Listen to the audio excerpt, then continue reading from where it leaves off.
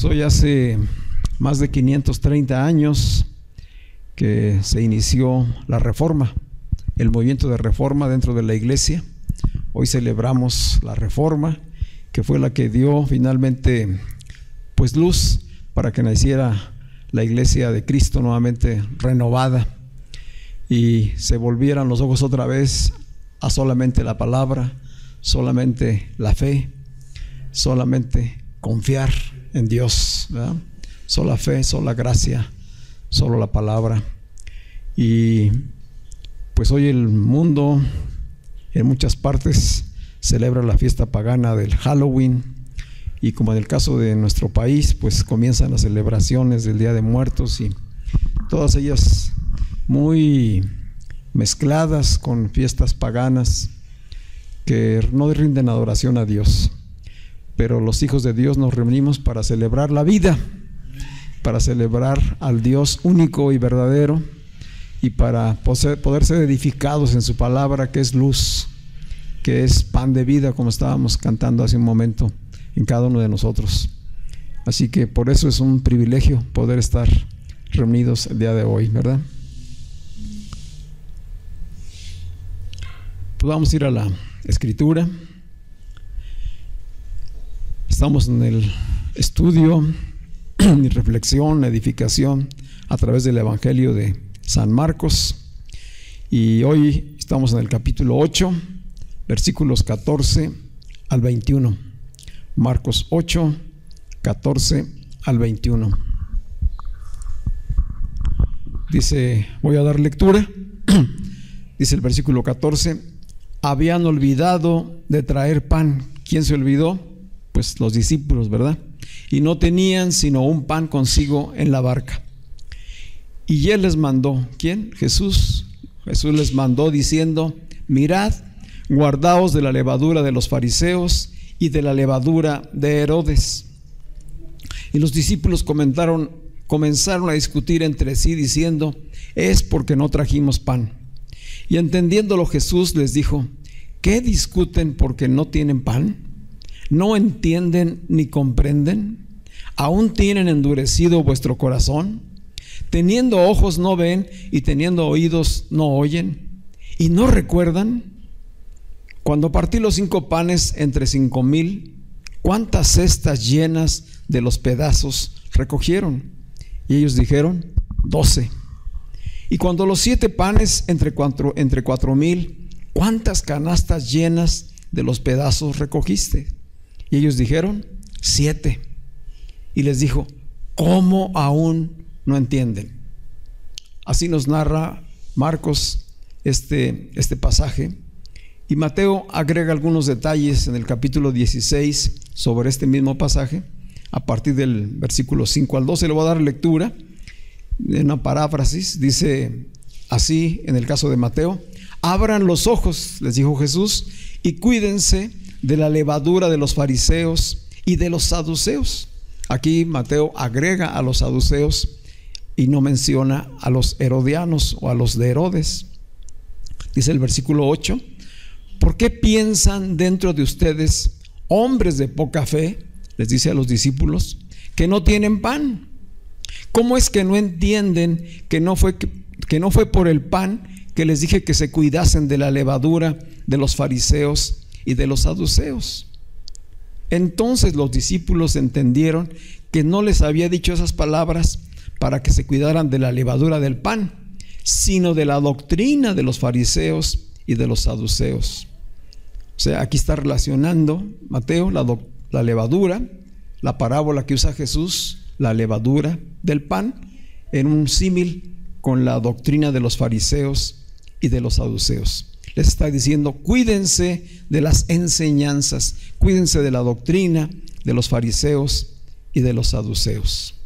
Eso dice la Escritura. Así que vayamos a reflexionar un poquito y a entender qué mensaje tiene Dios para nosotros hoy a través de este pasaje. Porque la palabra es viva y eficaz y más cortante que una espada de doble filo en el presente, no solamente allá atrás, sino hoy está presente. Y vamos a recordar un poquito donde nos habíamos quedado hace 8 días. Recordamos que los fariseos salieron, fueron a buscar a Jesús y lo increparon y le pidieron señal del cielo. ¿Se acuerdan? Hace 8 días veíamos eso. Y Jesús dijo: no tendrán ninguna señal. Y dice que decidió dejar a los fariseos y a los escribas en su incredulidad. Es decir, ya no debatió, ya no discutió con ellos, porque sabía que no se trataba de eso. Ellos ya estaban convencidos en su interior de lo que realmente querían. Entonces Jesús no contendió con ellos y decidió nuevamente salir y dejarlos allí en su incredulidad, de tal manera que no cayó en sus provocaciones y decidió embarcarse y nuevamente navegar con sus discípulos hacia el otro lado del lago de Galilea. Esto implicaba pues que si estaba en este momento de que fue el encuentro con los fariseos, se encontraba en Decápolis, ¿se acuerdan? Mencionaba hace 8 días Víctor que estaban en Dalmanuta, un lugar llamado Dalmanuta. Dice, entonces allí fueron los fariseos a buscarlos, porque no era una ciudad de judíos, era una ciudad principalmente de gentiles, y allá llegaron y allá le empezaron a pedir señal del cielo como una provocación. Jesús los deja, se embarca con sus discípulos y regresa otra vez a la ribera hacia el norte, hacia el lado opuesto. Es decir, que regresó a donde había venido, de aquel recorrido que han andado haciendo por varios meses en esa zona, de que son pura gente que no creyente, pura gente que no era judía, lo conocido como gentiles. Dice Marcos en el capítulo 8, versículo 13, que es el último capítulo del pasaje que leyó Víctor, que dice: y dejándolos, o sea, dejándolos ¿a quién? A los fariseos, a los escribas, volvió a entrar en la barca y se fue a la otra ribera. Así que lo que les acabo de leer de la Escritura es Jesús llegando con sus discípulos a la otra ribera. Va descendiendo de la barca y entonces les hace una importante advertencia a sus discípulos. Acaba de suceder aquello allá con los fariseos y los escribas, y al bajar de la barca les dice a sus discípulos que tengan mucho cuidado con la levadura de los fariseos. Tengan cuidado, les dijo, con la levadura de los fariseos, de Herodes y con los saduceos. Y los discípulos, al escuchar estas palabras, piensan que es un reclamo porque no llevaron pan. ¿Por qué? Porque mencionó la palabra levadura. Él dijo: tengan cuidado con la levadura de los fariseos, tengan cuidado con la levadura de los de Herodes, de la levadura de los saduceos. Y ellos dicen: nos está reclamando porque no trajimos pan. ¿Hay relación?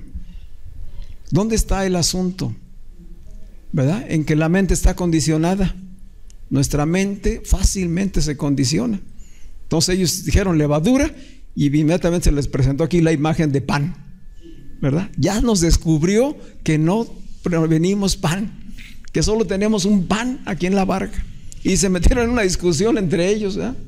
Oye, Juan, ¿por qué te olvidaste de recoger pedazos de pan de los que había multiplicado Jesús y traer? ¿Y tú por qué no trajiste? Y estaban en esa discusión cuando Jesús les dice: ¿qué están discutiendo por asuntos del pan? ¿Qué aún no comprenden? Y entonces les hace recordar lo que sucedió con los 2 milagros de multiplicación. Es decir, si el asunto fuera pan y tienen uno, ese es suficiente, ¿verdad? Recordando el milagro. Hombres de poca fe, pues si trajeron un pan, pues ¿por qué discuten y por qué se preocupan? Ese pan es suficiente, yo lo puedo multiplicar y no va a haber nadie que se quede con hambre. ¿Sí? Vamos entendiendo por qué son estas palabras de reclamo. Son palabras de reclamo de Jesús. ¿Qué discuten por el pan? ¿Qué aún no comprenden? ¿Qué aún no entienden? ¿Qué aún su corazón está endurecido? ¿Tienen el pensamiento embotado? ¿Que lo que únicamente piensan es en lo natural? ¿No tienen capacidad para entender todavía las cosas espirituales? Ese es el reclamo. Son hombres de poca fe. Y entonces como que ya como el perrito con la colita entre las patas, ¿verdad? Se fueron haciendo para atrás y dijeron: ah, caray, no nos estaba hablando del pan. ¿De qué nos está hablando? Dice Mateo: seguramente entonces comprendieron que les estaba hablando acerca de la doctrina, de las enseñanzas, que daban los fariseos y los escribas, y que les estaba hablando de la corrupción de los gobernantes. Al hablarles de Herodes, él era el rey, él era el gobernante, el tetrarca, y los seguidores de Herodes se les llamaba herodianos. Ellos no eran religiosos, ellos eran, digamos, los políticos de hoy. Ellos eran los políticos que aplaudían y que estaban cercanos al rey Herodes. Era gente civil, no religiosa, que estaba metida en corrupción y perversión. Cualquier similitud con lo que ahí sucede, pues es pura casualidad, ¿verdad? ¿Quiénes eran los fariseos? Pues Víctor fue amplio en decirnos hace 8 días, ¿verdad? Los fariseos eran la clase media judía, dedicados al estudio de la Escritura, que habían heredado de sus antepasados que estuvieron cautivos en Babilonia los libros y las enseñanzas de la Escritura. Ellos eran los maestros, ellos eran los traductores de la Escritura, a ellos pertenecían los escribas. En el caso de los saduceos, ellos eran una secta especial, y esta secta era conformada con personas de la alta sociedad judía. Eran los ricos, y ellos eran los gobernantes del pueblo judío. Ellos formaban parte del Sanedrín, que era la asamblea de gobierno, lo que hoy es el Congreso para nosotros, allá es el Sanedrín. Entonces ahí estaban los saduceos, y ellos no creían muchas de las cosas que creían los fariseos. Por ejemplo, no creían en la resurrección, no aceptaban el anuncio de la llegada del Mesías, cuestionaban muchas cosas de las enseñanzas de las Escrituras. ¿Por qué? Pues ellos estaban enfocados en sus propios intereses. El detalle importante es que los saduceos eran herederos, o se sentían herederos del linaje sacerdotal, herederos del linaje sacerdotal. Es decir, desde los sacerdotes del antiguo pacto que habían estado ministrando en el tabernáculo, ellos se consideraban los herederos. Y entre ellos habría algunos que eran herederos del linaje sacerdotal. En especial se llamaban saduceos porque hacían referencia a Sadoc, el último de los sacerdotes que estuvo ministrando en el templo. Sin embargo, todo eso estaba ya fuera de contexto, ¿verdad? Nosotros ya estudiamos a través de Marcos cómo Marcos nos hizo saber que realmente el último sacerdote del linaje había sido Juan el Bautista, y que él en su momento entregó ese ministerio del antiguo pacto a Jesús. ¿Recuerdan? Que ya habíamos platicado de esto. Entonces, estos grupos de políticos, de gobernantes, de escribas, de religiosos, conforman lo que toda la vida ha existido. Este es el sistema de gobierno del mundo.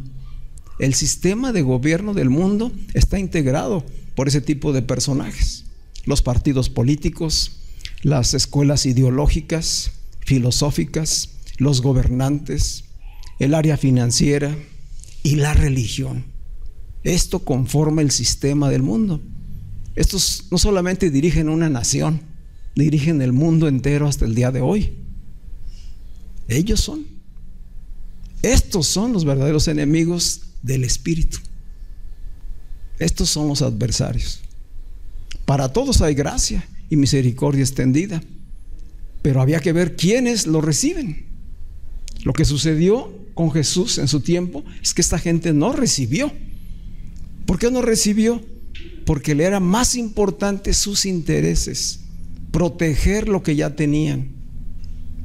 Detrás de esto está su egoísmo, su falta de fe, su dureza de corazón, su corrupción. Esto les impedía aceptar a Jesús, y entonces Jesús era una amenaza. Era una amenaza para su estilo de vida, para su manera de pensar. Por eso decidieron, aunque no tenían nada que ver fariseos y herodianos, decidieron unirse para matar a Jesús. Ya lo habían decidido. Si hoy Jesús se levanta, pues va a suceder lo mismo. ¿Quién creen que perseguiría a Jesús? Los gobernantes, los políticos, los religiosos. Ellos van a ser. ¿Quién creen que persigue a la iglesia de Cristo hoy? Ellos. Son ellos. O sea, son los gobiernos los que condicionan a la iglesia. son los gobiernos y los políticos y los religiosos, las diferentes religiones, quienes se oponen a la verdad en la Escritura. Este es el sistema del mundo. Esto no ha cambiado. Es tremendo, ¿no? Esto es lo que está hablando hoy la palabra. Y de eso Marcos y Pedro quisieron dejarnos este pasaje. La intención de este pasaje pues no es hablarnos del pan, ni es hablarnos de los fariseos de aquel tiempo. ¿Cuál es la intención de este evangelio? De esta parte del evangelio es mostrarnos el sistema, señalarnos quiénes son. Los fariseos, saduceos, herodianos no eran simplemente personas en contra de Jesús, ni era Jesús en contra de esas personas. No era un asunto personal, es un asunto de sistema. El sistema del mundo contra el gobierno de Dios. Esto es el conflicto universal. El bien contra el mal. ¿Quiénes son el mal y quiénes son el bien? ¿Qué intereses representan cada uno de ellos? ¿Y quiénes son los que verdaderamente fueron en contra de Jesús? Entonces, ¿qué está diciendo Jesús? Cuidado, cuidado con irse ustedes a contaminar con lo que ustedes han estado viendo. Ya vieron que los fariseos vinieron hasta acá para provocarme, para tentarme. Ya vieron ustedes cómo nos han perseguido, cómo cuestionan, cómo me difaman. Cuidado, tengan ustedes cuidado de no imitarles. Tengan cuidado de no seguir sus enseñanzas. Tengan cuidado de no seguir ese ejemplo. Tengan cuidado con esa levadura. ¿Ya vamos captando? Así que tenemos dos temas de enseñanza en este pasaje. Primero, lo relacionado con la fe y el proceso de entendimiento y crecimiento espiritual. Lo primero que hace Jesús es confrontar a sus discípulos. ¿Cómo después de más de 3 años que están conmigo, de las enseñanzas que les he dado, de lo que han visto y oído, todavía se ponen a ver las cosas de manera natural? Todavía no disciernen ni entienden espiritualmente. Esa es la primera parte. Y el segundo tema de enseñanza es la contaminación y expansión que tiene la levadura como un símil del pecado actuando en la humanidad. Una humanidad caída. Dos cosas muy importantes. Esto era lo que quería Jesús dejar firme en el corazón de sus discípulos. Esto es lo que Pedro y Marcos quisieron comunicarnos en este pasaje a los seguidores de Cristo de aquel tiempo, a los primeros cristianos y también a los de hoy. Les decía, es un momento de la celebración de más de 500 años que fue la Reforma. ¿En qué consistió el movimiento de Reforma? Pues Martín Lutero, que era un clérigo, un monje, que había sido educado en la fe católica todo el tiempo y que tenía convicción de pecado, es decir, él no soportaba que siendo un sacerdote, un monje consagrado, estuviera viviéndose y observara cuántas cosas se hacían que lo hacían sentirse condenado y ver que la misma iglesia católica en ese tiempo y todo lo que tenía que ver con la religión se estaban perdiendo y condenando. Él fue quien tuvo el valor de ir y confrontar a la iglesia en ese tiempo, a las autoridades de la iglesia, y poner 95 tesis en las puertas de la iglesia de Wittenberg donde él administraba, y reclamar todo lo que hacía mal la iglesia en ese tiempo. Y eso vino a traer como consecuencia que surgiera el movimiento de Reforma. Obviamente que fue perseguido, obviamente que hubo batallas, no solamente verbales ni religiosas, hubo violencia, hubo guerra a consecuencia de eso. Pero gracias a ese movimiento se recuperaron las verdades de la Escritura y se pudo ver quién era la auténtica iglesia de Cristo y cuál es la falsa iglesia que domina el mundo y que hoy siguen prevaleciendo. Gracias a Dios nosotros tenemos esa herencia. No todo, a estas fechas donde estamos hoy, no todo ha sido producto del movimiento de Lutero. Él fue el que dio el primer paso, pero después hubo muchos otros que siguieron trabajando al respecto. Y hoy nos llega la palabra, como la conocemos, revelada, con más entendimiento, y estamos creciendo. Esto es lo que le está diciendo Jesús a sus discípulos. Lo que les reclama Jesús en ese momento a sus discípulos, a lo mejor podría reclamárnoslo hoy a nosotros. ¿Sí? ¿Cómo están en su crecimiento espiritual? ¿Cómo va su entendimiento? ¿Qué tan maduros espiritualmente son ya? ¿Cómo disciernen las cosas de la vida y del mundo? ¿Las siguen viendo solamente desde el punto de vista natural o ya disciernen las cosas espiritualmente? Esas son preguntas para nosotros hoy. Las mismas preguntas que fueron el reclamo a los discípulos.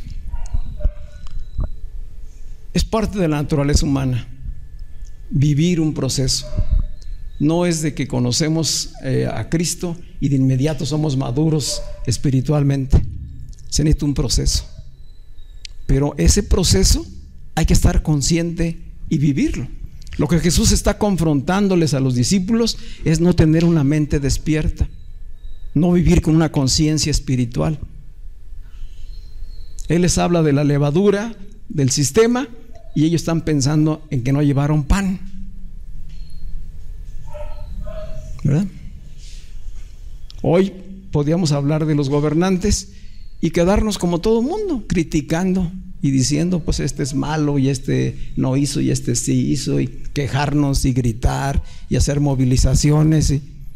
¿Qué estaríamos haciendo? Discerniendo las cosas naturalmente, discerniendo las cosas humanamente y con mucha ignorancia de la realidad. Entonces, la iglesia de Cristo, la auténtica iglesia de Cristo, debe ser una iglesia despierta, una iglesia con conciencia espiritual, activa, que discierne y que no se contamina. La misma advertencia de Jesús a sus discípulos: cuidado con la levadura de los fariseos, cuidado con la levadura de los políticos, cuidado con la levadura de los religiosos. ¿Nos lo está diciendo a nosotros hoy? Dijo Jesús a sus discípulos: guardaos de la levadura de los fariseos y de la levadura de Herodes. Abran muy bien sus ojos y cuídense de esa levadura. ¿Por qué Jesús usaría la levadura como ejemplo, como parábola, para hacerles esta advertencia a sus discípulos? ¿Por qué no les dijo directamente, verdad? Oigan, ustedes cuídense de la hipocresía, cuídense de la corrupción, cuídense de las enseñanzas de esto. ¿Por qué? Porque Jesús quería probar su entendimiento y su madurez espiritual, que tanto habían avanzado. Porque está próximo el tiempo en que Jesús se va a dirigir ya en el Evangelio hacia Jerusalén, y necesita que sus discípulos estén ya al 100, porque les va a tocar enfrentar la situación más tremenda. Y allí quiso hacer una prueba y resultó que cayeron redonditos, ¿verdad? No entendieron la parábola y empezaron a discutir por el pan. Las preguntas de Jesús son un reclamo y una molestia. ¿Cómo es que no entienden? ¿Cómo es que no comprenden? ¿Sus sentidos espirituales están aún atrofiados? ¿Tienen endurecido el corazón? ¿Ni siquiera recuerdan? Es decir, ni memoria tienen de lo que ha venido sucediendo. Hombres de poca fe. A lo mejor nos podría decir esto a la iglesia de hoy, ¿verdad? Porque hoy sigue sucediendo. Es decir, los creyentes tenemos un encuentro con Cristo por la misma gracia de Dios. Él pone su espíritu en nosotros y nos llama a crecer, a que el espíritu de Dios crezca y nuestro yo vaya menguando, que nuestro entendimiento de la palabra revelada vaya siendo mayor y que podamos discernir todas las cosas espiritualmente, todas las cosas. Esto se trata de dos estilos de vida, de dos maneras de pensar. O piensas como el mundo, o piensas como piensa Dios. ¿Cómo piensa Dios? Desde el espíritu, espiritualmente. La vida, el mundo, las circunstancias, ¿cómo las juzgas? ¿Cómo las observas? ¿Cuál es tu percepción? ¿Es la del mundo? Y entonces te quejas y eres una víctima, o las percibes y las entiendes espiritualmente y haces tu parte para contribuir a que esto sea mejor cada día. Y hacer nuestra parte no quiere decir salir a hacer una revolución. Hacer tu parte es ya dedicarte, comprometerte con Cristo, comprometerte con la palabra, a ser constante, crecer, a no descuidar tu educación, tu formación espiritual, a llenarte de la palabra, porque esa es la que te va a ayudar a ver las cosas como Dios las ve. Una de las cosas que más me sorprendió cuando yo empecé a crecer en la vida cristiana fue darme cuenta de que la vida cristiana es un asunto de gobierno. A mí siempre me llamó la atención ser parte del gobierno. Siempre aspiré a posiciones de gobierno y por eso mucho tiempo serví en el gobierno. Y lo que les platico no son de que me lo platicaron. O sea, yo fui testigo de muchas cosas que se hacen incorrectas dentro del gobierno. Y por eso finalmente dejé el gobierno. Porque yo sabía que mi llamado era a servir, pero no a servir allá, sino a servir en su reino. Es un asunto de gobierno. O sirves al gobierno del mundo o sirves al gobierno de Dios. Toda persona tiene que tomar esa decisión. Pero hay muchos que no han entendido que este es un asunto de gobierno, que este es un asunto de autoridad. ¿Quién rige tu vida? ¿Qué es lo que domina tus emociones? ¿El mundo o Dios? ¿O las cosas de Dios? ¿Qué le da dirección? ¿Qué le da propósito? ¿Qué le da destino a tu vida? ¿Lo que pasa en el mundo o lo que dice Dios? Esto requiere un cambio de pensamiento. Por eso los discípulos tardaron, fueron de lento aprendizaje, porque implica cambiar el chip,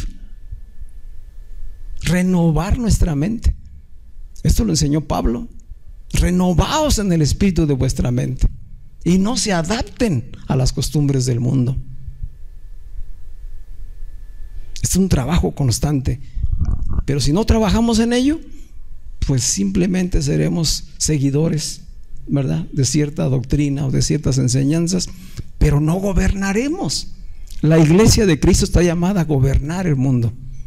Los cristianos están llamados a gobernar, pero tenemos que aprender a gobernarnos primero cada uno de nosotros. Tenemos que entender que este es un asunto de gobierno y tomar la decisión correcta. Y entonces podremos sumarnos como cuerpo a contribuir a que se difunda la verdad y a que sea el pueblo de Dios quien gobierne.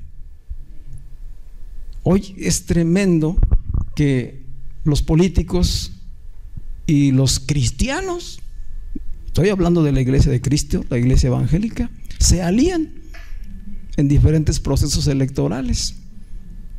Y entonces los apóstoles y pastores quieren ser políticos, y los políticos se acercan a los pastores y a los apóstoles para llegar a acuerdos, para que la gente vote por ellos. Aquí en México apenas se está dando ese movimiento, pero en Sudamérica esto es una constante. En países de América Latina, de Sudamérica, en Brasil, en Chile, en Argentina, en Honduras, en Guatemala, en Panamá, esto está sucediendo todos los días ya. Y gracias a Dios ya hay varios que sí han logrado, cristianos que hoy son políticos. La pregunta es, ¿ya entenderían lo que es el gobierno de Dios? Porque muchos han llegado ya hasta ser presidentes, cristianos, y llegan a presidencia y hacen lo mismo que hicieron nosotros. Y después, ¿dónde estuvo la diferencia? Quiere decir que no habían entendido nada, ¿verdad? Pues digo que para mí fue un gran descubrimiento darme cuenta que este es un asunto de gobierno. que la vida en Cristo es un asunto de gobierno hacia nosotros y hacia afuera. Así que, ¿cómo va nuestro proceso de entendimiento y de crecimiento espiritual? ¿Estaremos igual que los discípulos? ¿O qué nos diría el Señor hoy? Para ver y comprender las verdades espirituales, como ya hemos conocido a través de la Escritura, se necesita fe. Se necesita fe y un corazón sencillo para ir comprendiendo lo que ya está revelado. Se necesita disponerse a que el Espíritu nos instruya, nos gobierne, nos haga sensibles a lo que acontece para que nuestra vida sea transformada. Tenemos que hacer un acto de entrega, de compromiso con Cristo, con el Espíritu mismo de Dios. Decía Pablo en la primera carta a los Corintios, capítulo 2, versículo 14, dice: pero el hombre natural, o sea, el hombre normal, no percibe las cosas que son del Espíritu de Dios, porque para él son locura, y no las puede entender porque se han de discernir espiritualmente. Y no las puede entender. Hoy podemos darnos cuenta porque los apóstoles no podían de buenas a primeras entender. Fue un proceso, y Jesús tuvo la paciencia para irlos llevando, instruyendo, conduciendo, y tiene paciencia hoy con cada uno de nosotros, ¿verdad? La cita primera de Corintios 2:14. Entonces, ¿qué necesitamos? Jesús le dijo a Nicodemo, ¿se acuerdan de Nicodemo? Nicodemo era un fariseo importante, ¿verdad? Y él fue de noche a buscar a Jesús y lo reconoció como maestro. Maestro, sabemos que vienes de Dios, porque si no, no harías las señales que tú haces. Y como que Nicodemo esperaba que Jesús le aplaudiera. ¡Ah, ya te diste cuenta, Nicodemo!, ¿verdad? Dijo: Nicodemo, te es necesario nacer de nuevo. No me vengas con adulaciones a mí. Te es necesario nacer de nuevo, porque si no, no puedes ver el reino de Dios, ni mucho menos puedes entrar a él. Hoy, qué sacudida le dio la verdad. Dijo Nicodemo: ¿Que me meto otra vez al vientre de mi madre? ¿No, verdad que no se entiende luego? No se entiende. La primera reacción es entender naturalmente. Dijo Jesús: ¿eres tú un maestro y no comprendes? ¿Qué pasaría si te enseñara cosas más profundas? Se vuela la tapa de los sesos, ¿verdad? Qué tremendo. Por eso nos cuesta trabajo entender. Pero dice Jesús algo importante. No solamente les dice: no entienden, sino que les dice: ¿ni recuerdan? Es decir, que la fe se fortalece a través de ir comprendiendo la palabra revelada y de recordar que Dios ya ha hecho en nuestras vidas. Que ante cada circunstancia no respondas reactivamente. Antes de responder a una situación, acuérdate. Porque vienen las situaciones difíciles en la vida y te oprimen tanto que se te olvida la palabra. Bueno, si se te olvidó la palabra, entonces acuérdate. Ya el Señor te ha sanado, ya te ha provisto, te ha dado vida, y etcétera. ¿Cuántas bendiciones puedes contar? Pues acuérdate. Y en cuanto te acuerdes de lo recibido, vas a avanzar a lo que tienes enfrente. ¿Sí lo captamos? Por eso les dice a ellos: hoy ni siquiera se acuerdan. ¿No tienen memoria espiritual? Necesitamos esa memoria espiritual, ¿verdad? Cada vez que enfrentemos una situación que se nos complica y que muchas veces la palabra no la tenemos en ese momento, hagamos memoria de cómo Dios ha sido bueno con nosotros en diferentes circunstancias. Y entonces podemos decir: Él está conmigo, vamos adelante, ¿verdad?